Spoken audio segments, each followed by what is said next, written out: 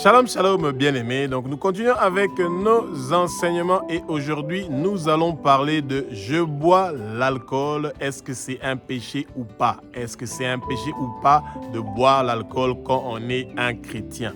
Eh bien, bien-aimés, si l'alcool est à la base de beaucoup d'accidents de circulation, beaucoup de gens perdent leur vie à cause des accidents qui sont causés par la consommation de l'alcool. Des divorces, des familles qui sont séparées, disloquées, des vies qui sont détruites à cause de la consommation de l'alcool. Qu'il y a la violence conjugale, la violence verbale dans les familles, dans les foyers, dans les mariages, à cause de l'alcool. Eh bien, on n'a plus besoin de continuer à toujours répéter que c'est quelque chose qui est destructif. Et vous savez, même si quelque chose est écrit dans la Bible et qu'on nous a averti plusieurs fois que nous ne devons pas consommer ça ou consommer ça en excès, eh bien, si vous voulez faire votre volonté, vous allez quand même le faire.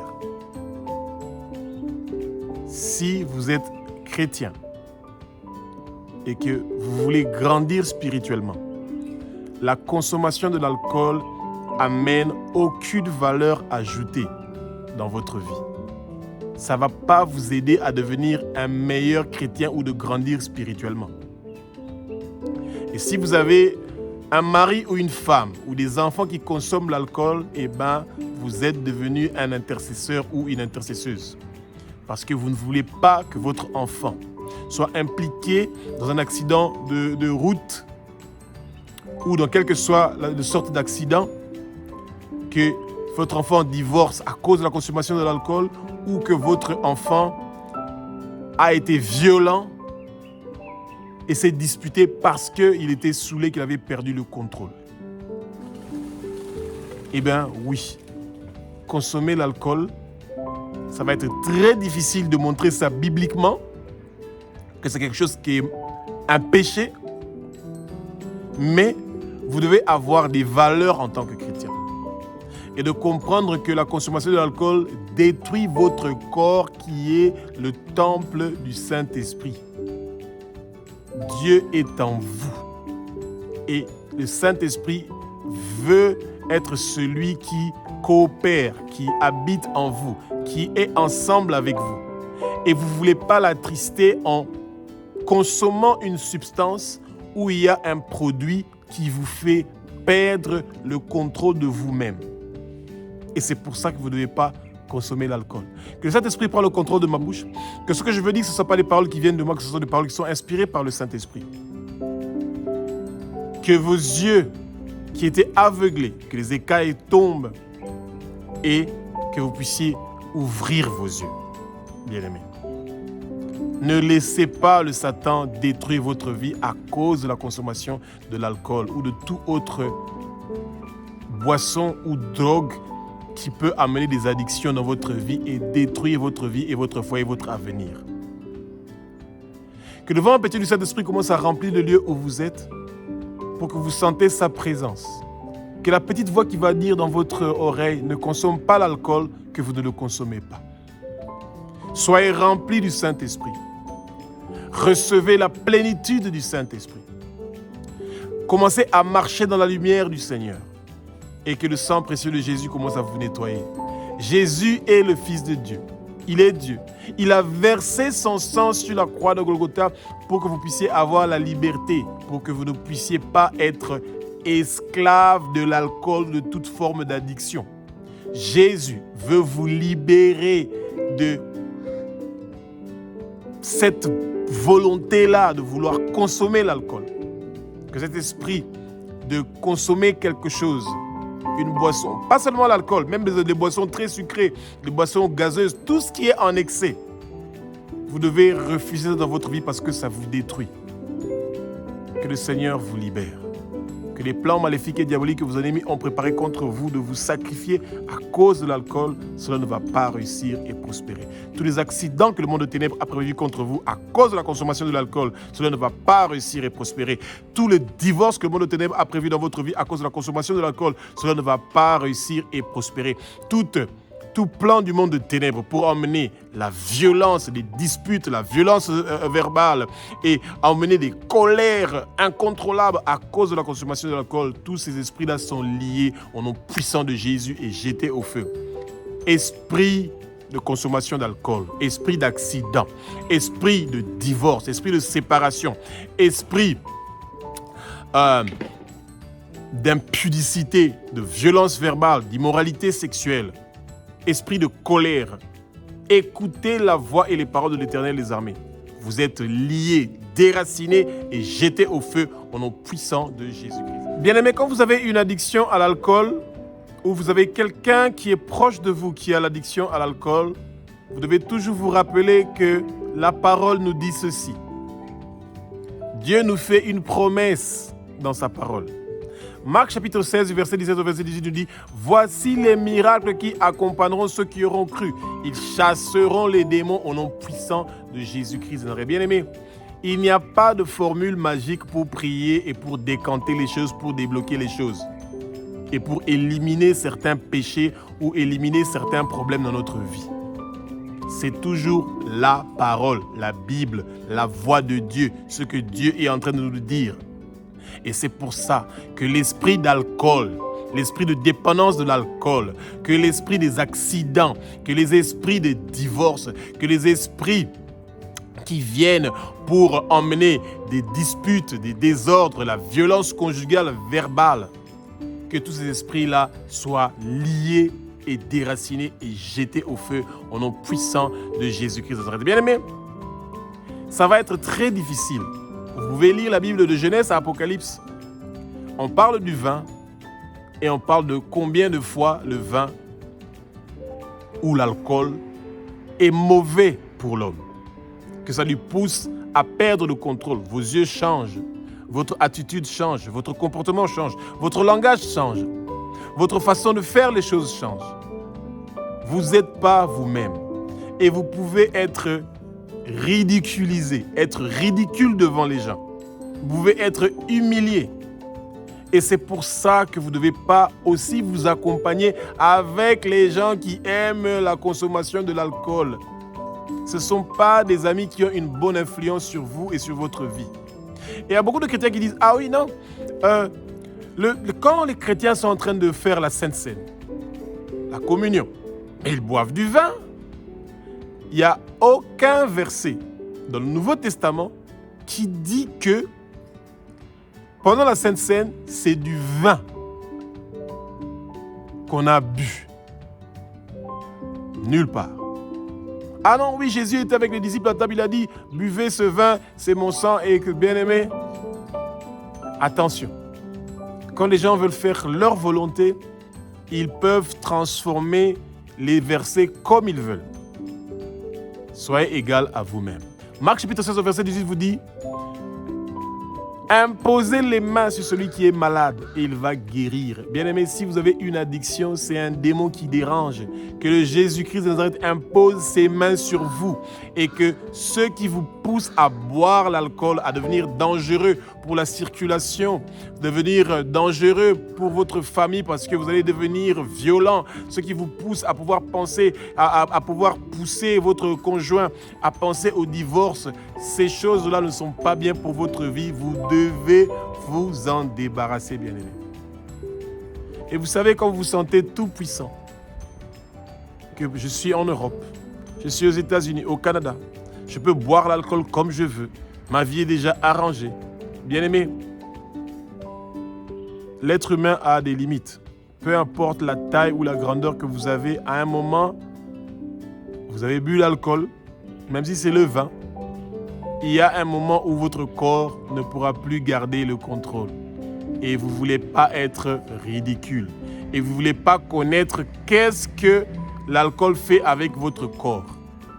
Ce n'est pas intéressant. Ça ajoute aucune valeur à votre vie chrétienne. Et c'est pour ça que l'esprit de la consommation de l'alcool doit s'éloigner de vous maintenant, au nom puissant de Jésus-Christ de Nazareth. Recevez votre libération et votre délivrance au nom de Jésus.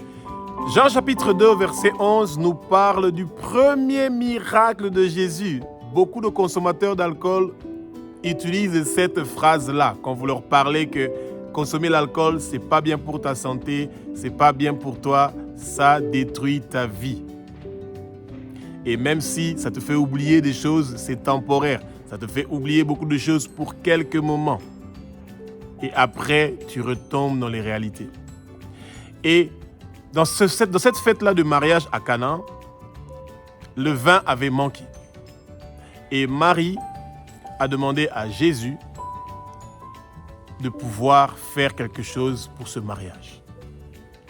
Et Marie a dit aux gens qui étaient les organisateurs de la fête, « Faites tout ce qu'il va vous dire. » Et bien aimé, que le Seigneur peut changer de l'eau en vin, il peut changer l'amertume qu'il y a dans votre vie en bonté et en bonheur. Que l'alcool ne soit pas ce qui peut amener le bonheur et la tranquillité et la paix dans votre vie, mais que ce soit le sang de Jésus, sa présence. C'est ça qui amène le changement dans votre vie. Le Seigneur qui peut transformer l'eau en vin, il peut transformer votre vie. Il peut changer que votre vie pécheresse puisse disparaître et que vous recevez une vie de pureté. Et qu'une lumière vienne sur vous. Et que cette lumière-là vous accompagne partout où vous êtes et que le monde voit que vous quittez les ténèbres et que vous êtes dans la lumière. Mais le vin vous emmène dans les ténèbres. Ça vous pousse à être dans l'obscurité, dans la désobéissance. Vous allez être déshonoré parce que votre comportement va changer, votre façon de regarder, de dire va changer. Et c'est pénible, et c'est triste, et ça fait mal. C'est pour ça que le Seigneur veut vous délivrer. Et quand Jésus a changé l'eau en vin, nulle part ne dit qu'il a consommé ce vin-là. Ça veut dire qu'il n'a pas participé à, soi-disant, ce que ces gens étaient en train de faire, de boire le vin jusqu'à être saoulés. Et en plus, on dit que c'était du très bon vin. Qui dit que c'était du vin qui était alcoolisé? La parole ne le dit pas. Et donc, quand les gens veulent se cacher derrière ce verset-là, pour justifier le premier miracle que Jésus a fait, c'était il a changé l'eau en vin, donc on doit boire l'alcool. Et bien aimé, si votre cœur veut que vous buvez l'alcool, eh bien buvez-le. Mais vous prenez une sage décision de ne pas consommer l'alcool. Parce que l'alcool vous fait perdre vous-même. Vous perdez votre contrôle. Vous perdez votre bon sens. Votre cerveau est endommagé. Votre vie est détruite.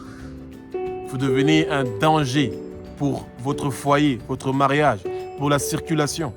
Pensez à tous ces gens qui sont en train de mourir à cause de la consommation de l'alcool. Pensez à tous ces gens qui sont en train de suivre des traitements médicaux à cause des problèmes de l'alcool. Ces divorces. Un parent qui est saoulé parce qu'il a des problèmes à la maison et qui ne réussit pas à discuter avec sa femme ou avec son mari et qu'il se plonge dans l'alcool. Les problèmes de finances, toutes sortes de difficultés qui plongent les gens dans l'alcool. La violence, les disputes, la colère qui vient de l'alcool. Que le Seigneur vous aide à être délivré de tous ces esprits-là qui sont en train de perturber votre vie.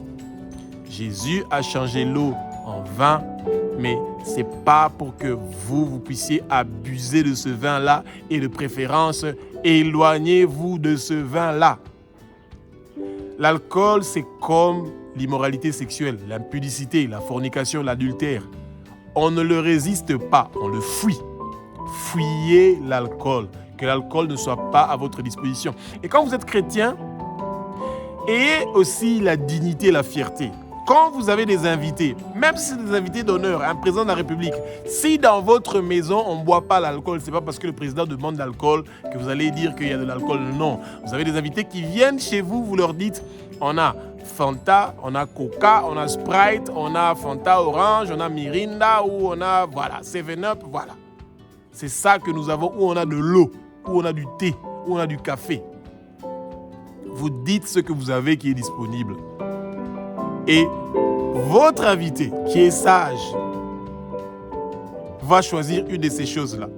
Et si c'est quelqu'un qui veut vraiment vous tenter et vous pousser à faire quelque chose que vous ne voulez pas faire, il va vous demander de l'alcool. Vous allez lui dire clairement que ici, dans cette maison, on honore Dieu. Et l'alcool n'honore pas Dieu et c'est pour ça que ça n'entre pas dans notre maison. Basta. Ne négociez pas, bien-aimés. Et ce que vous faites en tant que parent dans votre maison, dans votre foyer, vos enfants vont continuer avec ça, bien-aimés. Ça va aider votre maison et votre famille. La Bible ne condamne pas directement l'utilisation de l'alcool. Mais la Bible donne beaucoup de versets sur l'avertissement sur la consommation abusive de l'alcool. Et souvent les gens disent « Ah non, Paul avait conseillé qu'il faut boire un peu d'alcool, c'est bien pour la circulation du sang, etc. » Bien aimé, vous pouvez en faire des valeurs de votre vie.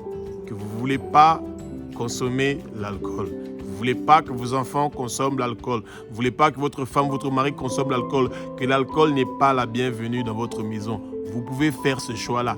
Le Seigneur vous a créé avec une liberté. Dieu n'est pas un dictateur. Chaque fois, on répète ça aux gens.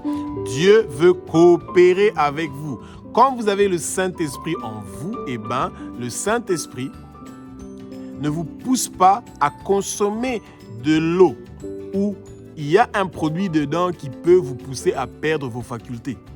En fait, boire de l'alcool, c'est vous buvez un liquide. Et si ce liquide-là a un poison, est-ce que vous devez le boire parce que vous êtes chrétien, vous pensez que vous n'allez pas mourir parce que vous pouvez prier, Dieu va vous guérir de cet empoisonnement-là?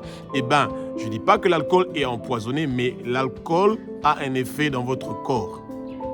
Quand vous recevez 20%, 40% d'alcool, 52% d'alcool dans votre corps, bien aimé, c'est de l'alcool que vous buvez. C'est plus de la boisson alcoolisée. Ça devient comme si vous prenez l'alcool qu'on utilise pour nettoyer les blessures. Ayons le bon sens.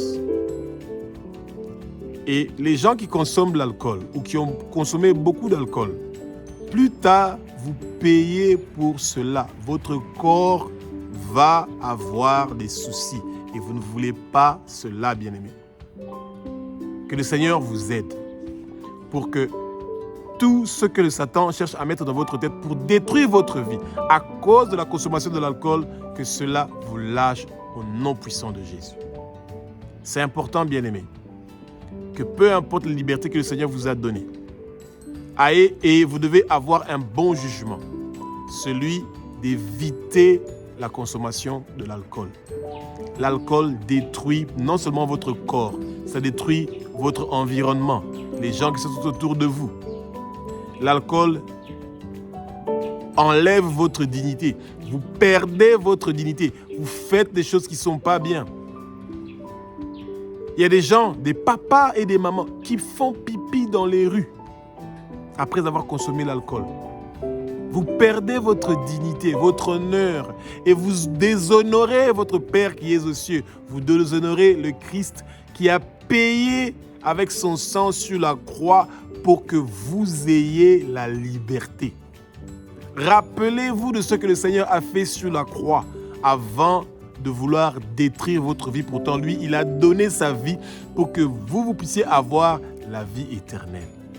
Proverbe chapitre 23, 20 nous dit de ne pas nous accompagner avec le buveur de vin, de ne pas nous accompagner avec les buveurs d'alcool, de ne pas être parmi les gens qui boivent de l'alcool. Pourquoi? Parce que la consommation de l'alcool nous enlève notre dignité, ça enlève notre bon sens. vous perdez le contrôle sur vos paroles, vous perdez le contrôle sur vos gestes, vous perdez le contrôle sur vos pensées et vous commencez à dire des choses qui sont insensées. Et ce n'est pas ça que le Seigneur veut. Le Seigneur veut que vous gardez toutes vos facultés intactes, votre façon de réfléchir, de penser, de marcher. C'est honteux quand vous êtes un chrétien ou même quand vous n'êtes pas un chrétien, que vous ne réussissez pas à vous mettre debout et à marcher normalement et vous commencez à partir gauche à droite et que vous tombez, que vous vous blessez et que votre cerveau est endommagé à cause de la consommation d'alcool. Vous avez des amis qui boivent l'alcool, même si vous les aimez beaucoup et que vous pensez qu'ils doivent changer quelque chose, ce n'est pas à vous de les changer. C'est le Saint-Esprit qui touche le cœur des gens pour les changer. Vous pouvez prier pour eux. Et si vous sentez que vous avez vraiment ce besoin-là de consommer l'alcool, bien aimé, demandez au Seigneur de vous éloigner de ça. Et les fêtes de fin d'année sont proches. Et c'est là que les gens se disent, ah, c'est la fin de l'année. Comme le Seigneur m'a gardé jusqu'à la fin de l'année, maintenant c'est Noël, c'est bonne année, je peux commencer à boire l'alcool et tout, bien aimé. Votre puissance, vous êtes en train de le troquer. Et Satan sait. La force, le courage de se réveiller tôt pour prier. Remerciez le Seigneur que vos ennemis n'ont pas eu le dessus sur vous, que vos ennemis vous ont pas vaincu. Au lieu d'être là pour remercier le Seigneur, vous êtes là pour détruire votre corps, votre vie. Et c'est triste. Et le Seigneur ne veut pas de cela. Le Seigneur veut que vous gardez votre dignité. C'est important de vouloir garder sa dignité. Et c'est pour ça que Proverbe 23-20 nous dit de ne pas nous accompagner avec les buveurs d'alcool. Les amis de mauvaise influence qui vous invitent dans les bars, dans les boîtes de nuit, dans les discothèques, dans les endroits impurs où il y a l'impureté, dans les endroits où vous allez être salis.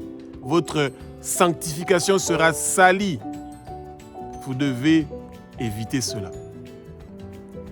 Et vous savez ce qui est triste? C'est même, par exemple, chez nos frères musulmans que vous voyez avec des jolies sultanes et tout, etc. Ils sont devenus des alcooliques terribles. Les femmes sont confrontées à des problèmes d'alcool dans ces sociétés-là d'une façon incroyable. Les pays arabes, depuis que tout le monde part à Dubaï, Qatar, etc., Arabie Saoudite, Oman, Mascate et tout, partout où ils sont en train de partir, les gens sont en train de se saouler. La prostitution a envahi tout. Les gens ont perdu le contrôle et beaucoup de ces problèmes-là sont dus au problème de l'alcool. Et c'est triste. Et que le Seigneur nous délivre. Que le Seigneur nous délivre. Et le Seigneur a des bons plans pour nous. Alléluia.